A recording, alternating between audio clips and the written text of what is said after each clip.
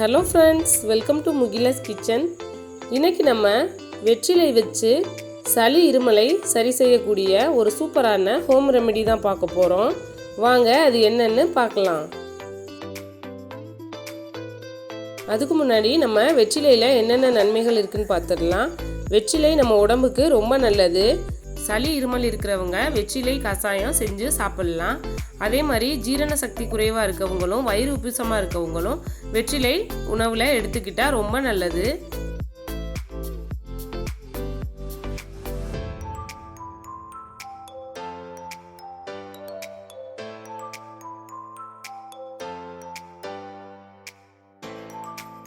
இப்போ நம்ம இந்த வெற்றிலை வச்சு வெற்றிலை ரசம் செய்ய போகிறோம்.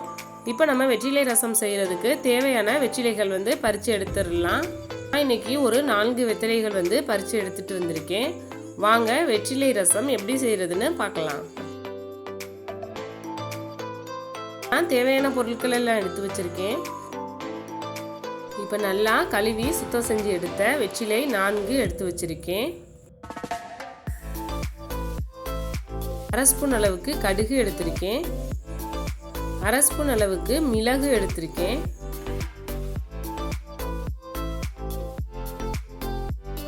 1/2 ஸ்பூன் அளவுக்கு ஜீரகம் எடுத்து வச்சிருக்கேன்.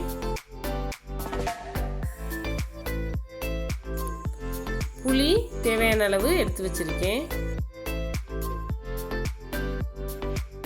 சின்ன சைஸா ஒரு தக்காளி எடுத்து வச்சிருக்கேன். 4 பல் அளவுக்கு பூண்டு எடுத்து வச்சிருக்கேன். இப்போ நம்ம வெற்றிலை ரசம் செய்யறதுக்கு நம்ம எடுத்து வச்சிருந்த புளியை நல்லா கரைச்சி எடுத்துக்கணும்.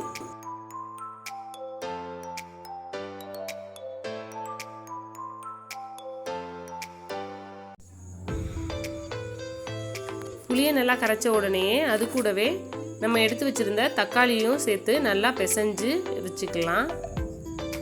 தக்காளி நல்லா பிசைஞ்சு எடுத்துக்கணும்.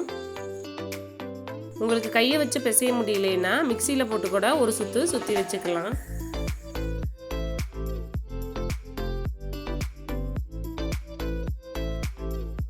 இப்போ புளியும் தக்காளியும் கரைச்சாச்சு. அது கூடவே ஒரு 1/4 ஸ்பூன் அளவுக்கு மஞ்சள் தூள் சேர்த்துருக்கேன். இப்போ இது எல்லாத்தையுமே நம்மளுக்கு தேவையான அளவு தண்ணி சேர்த்து நல்லா கலந்து வச்சுக்கலாம். நம்ம எவ்வளோ தண்ணி அளவு சேர்க்குறோமோ அதே அளவு தண்ணி சேர்த்து இந்த மாதிரி கரைச்சி விட்டுடலாம். இப்போ மிக்ஸி ஜாரில் நம்ம எடுத்து வச்சிருந்த மிளகு சேர்த்துருக்கேன். அது கூடவே நம்ம எடுத்து வச்சிருந்த ஜீரகம் சேர்த்துருக்கேன். இப்போ நம்ம வெற்றிலை சேர்க்கறதுக்கு பின்னாடி உள்ள காம்பை எடுத்துடணும். அதே மாதிரி நுனியையும் பிச்சு எடுத்துடலாம். பாருங்கள், இந்த மாதிரி ரிமூவ் பண்ணிவிட்டு இதை நல்லா சின்ன சின்னதாக பிச்சு நம்ம மிக்ஸி ஜாரில் சேர்த்துடலாம்.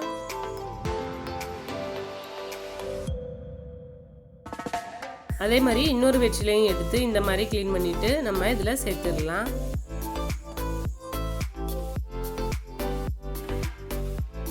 இப்போ இதை அரைச்சி எடுத்துக்கணும். பாருங்கள், இந்த மாதிரி கரகரப்பாக அரைச்சி எடுத்துக்கணும். இப்போ நம்ம கரைச்சி வச்சுருந்ததை எடுத்து ஸ்டவ்வில் வச்சு ஸ்டவ் ஆன் பண்ணிடலாம்.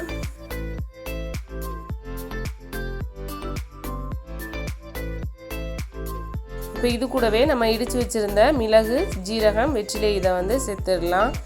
இப்போ நல்லா கொதிக்கட்டும். பாருங்கள், இந்த மாதிரி கலந்து விட்டுடலாம்.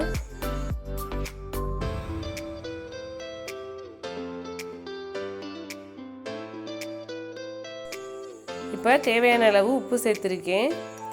ஒரு தடவை நல்லா மிக்ஸ் பண்ணி விட்டுடணும்.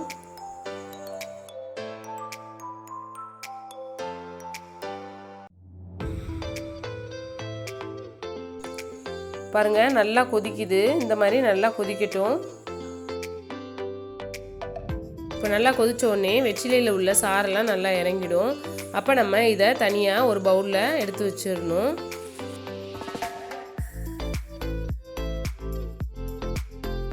இப்போ ஃபைனலாக இந்த வெற்றிலை ரசத்துக்கு தாளிப்பு கொடுக்கறதுக்காக நான் இன்னைக்கு ஒரு 2 ஸ்பூன் அளவுக்கு நெய் ஆட் பண்ணியிருக்கேன். நம்ம எப்போதுமே வெற்றிலை ரசத்துக்கு நெய் தான் சேர்க்கணும். அப்போ தான் நல்லா டேஸ்டியாகவும் வாசனையாகவும் இருக்கும். இப்போ நெய் சூடாயிருச்சு. அதில் நம்ம எடுத்து வச்சுருந்த கடுகு சேர்த்துருக்கேன். அது கூடவே 2 காய்ந்த மிளகாய் சேர்த்துருக்கேன். கருவேப்பிலை சேர்த்துருக்கேன். இது கூடவே பெருங்காயத்தூள் சேர்த்துக்கலாம்.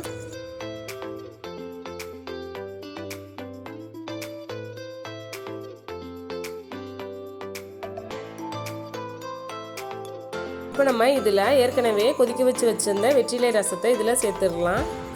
பாருங்கள், இந்த மாதிரி சேர்த்தாச்சு.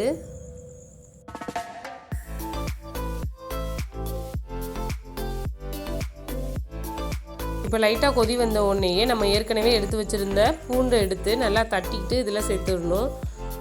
இப்போ நல்லா வெற்றிலை ரசம் கொதிக்குது. இதில் நம்ம இன்னும் வச்சுருந்த மிச்ச வெற்றிலையும் நல்லா கிள்ளிட்டு இதில் சேர்த்துடலாம். இப்போ நல்லா கலந்து விட்டுடணும். நல்லா கமகமன் வாசனையாக இருக்குது.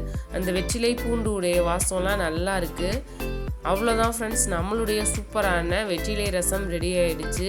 இந்த ரசம் நம்ம வீக்லி ஒன்ஸ் வச்சு எல்லாருமே சாப்பிட்லாம். சளி இருமல் இருக்க டைமில் அடிக்கடி வச்சு சாப்பிட்லாம், ரொம்ப நல்லது. வறட்டு இருமல், தொண்டை கரகரப்பு இதெல்லாம் இருக்க டைமில் இந்த வெற்றிலை ரசம் சாப்பிட்டோம்னா உடனே நம்மளுக்கு நல்ல தீர்வாக இருக்கும். நீங்களும் இந்த வெற்றிலை ரசம் ட்ரை பண்ணி பாருங்கள். இந்த வீடியோ உங்களுக்கு பிடிச்சிருந்துச்சுன்னா மறக்காமல் முகிலாஸ் கிச்சன் சேனலை சப்ஸ்கிரைப் பண்ணுங்கள், லைக் பண்ணுங்கள், ஷேர் பண்ணுங்கள், கமெண்ட் பண்ணுங்கள். தேங்க்யூ. தேங்க்ஸ் ஃபார் வாட்சிங்.